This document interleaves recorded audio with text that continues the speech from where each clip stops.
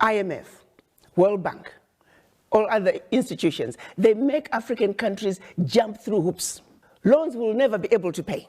The US, when they borrow money, they're getting it in 1.5, 1.9 interest rate. Africans, when they get the same amount of money, they're paying 9, 10%.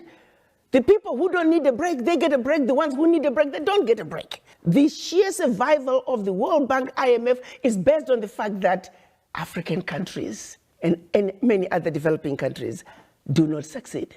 Their success is based on our failure. That has to change. And guess who can make that change? We, the children of Africa, we, the Africans, are the ones who have to say, we know your game now. Enough is enough.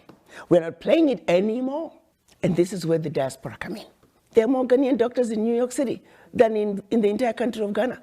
There are more Nigerian doctors in LA than in the entire country of Nigeria. So let's be serious here. What Africa needs is capacity, capacity, capacity. And that capacity is in the diaspora. So it behooves us to bring the diaspora together. Let them understand what is really going on in our Africa. Diaspora are not going home. Diaspora are angry about Africa because they are not understanding the root cause of why Africa is where it is today. They think getting rid of a president will take care of the problem. Far from it. That president is just going to be replaced by another one who's going to equally suffer from the same difficult environment to work in.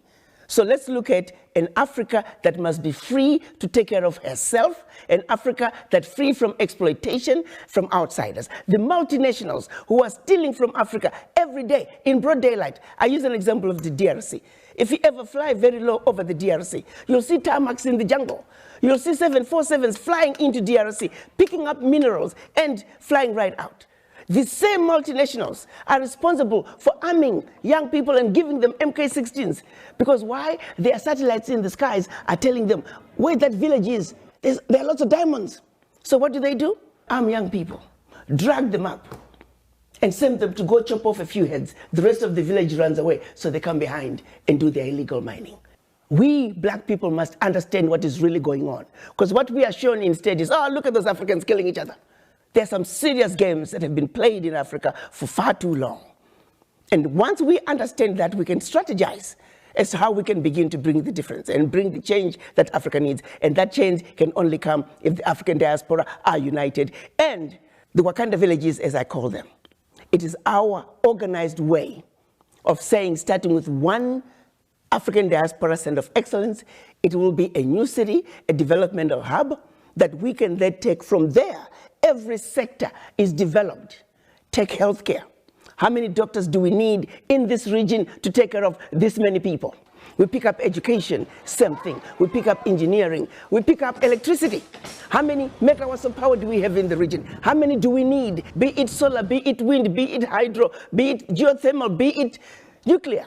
I want to bring you back to West Africa. President Alassane Ouattara made a declaration that the franc CFA will be replaced with the ECO.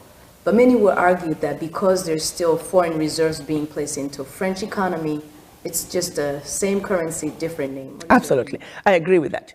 The question I had right from the get-go, first, is pegged to the euro. Secondly, it's still going to be printed in France. Third, they may try to say we are eliminating the colonial tax, but they're replacing it with the foreign exchange tax. These countries are very capable of negotiating their own deals. Their funds don't have to go through the French central bank. Even countries wanting to trade with African countries, they don't have to go through French central bank. So there are all those technicalities that are just stupid. What's needed is complete separation. France has got to get out of Africa, really, honestly. Enough is enough. To take $500 billion out of Africa. I mean, it is insanity of the highest order. In countries that are supposedly poor, and making those countries fund French education, French healthcare system, create jobs for French youth while we are struggling in our country. It's no longer sustainable. President Macron needs to wake up and smell the coffee. And the African youth are the ones he's going to have to deal with. The African youth are not taking it anymore. They want what belongs to them. Financial institutions, them too. If I had my way, all the African heads of states should stop paying back any loans that were given by IMF and World Bank. Those loans have been paid gazillion times over. Many people in the diaspora are wondering Yes, you're no longer the ambassador to the US, but they would like for you to take up the position of the African Union Commission. I have to say, when the drumbeat was getting louder about me becoming the chairman of the African Union, I disregarded it because it's nothing that I've ever thought about. But increasingly, as we are looking at the implementation of the African Continental Free Trade Area, you have to understand the role of the African Union Commission is to be the implementer of the decisions that are agreed upon by the African heads of states.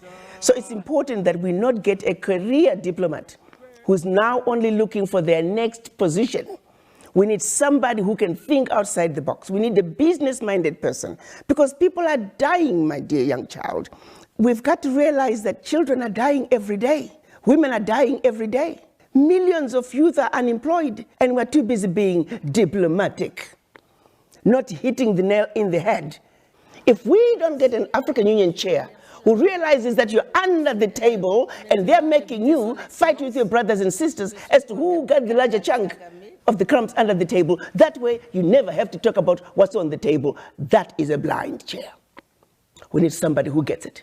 I do know that there's a need for major disruption at the African Union level. If I were to become chair of the African Union, I want to bring disruption. As we look at the African woman today, when we seek for crucial areas where she can be empowered and enabled, where should we focus? Should we focus in land right for economic freedom, or should we focus on them being in leadership positions for decision-making process? First of all, in order for the African woman to move forward, it starts with the mind. Women in general, actually, we have a tendency to just apologize, and we just don't think we're quite able to get there. Granted, our challenges are real. Let's make a commitment to say we will succeed. Nobody is superior to us. We will get the job done. Let's find strength within each other, that we are going to take care of ourselves. We're taking care of our neighborhoods, we're taking care of our homes, we're taking care of our Mother Africa. That commitment and that change of mindset, once we have the change of mindset, the game is over. Because you can take me wherever you take me. If my mind is in the right place, there's nothing you can do to me. There are no games you can play with me. On that very point, what is your view on gender equality, in the African context especially? In African culture, we, the women, have always ruled. The men might think that they have ruled, but behind the scenes, it was always us. I like to share the story of Nanaya Asantwa. She was the gatekeeper of the golden stool in the Ashanti kingdom. When the British were trying to take the golden stool from the Ashanti people, the men had given in. They were ready to give up the golden stool in exchange for the king who was in exile in Mauritius. But you got to understand that the golden stool is where the spirit of the Ashanti people is housed. So when you give up the golden stool, you have given up the spirit of a people. Our men, our Ashanti men, were ready to give up the spirit of the Ashanti people. Nanaya Asantwa, as the gatekeeper of the golden stool, she said, absolutely not. And let me paraphrase her speech. She said, I shall call upon all my female sisters. We will pick up arms and we will fight the British till the last one of us is down. We then picked up arms, organized, and they fought the British and defended the golden stool. That is the power that the African woman has. Madam Ambassador, Our Voices is a show that brings the women's voices at the table. What is your message to them today? My message to the African woman is to say, you, the African woman, without you, there would not be any other races. And for that reason, you have a very important role to play in the world affairs. Once you understand that, take your role.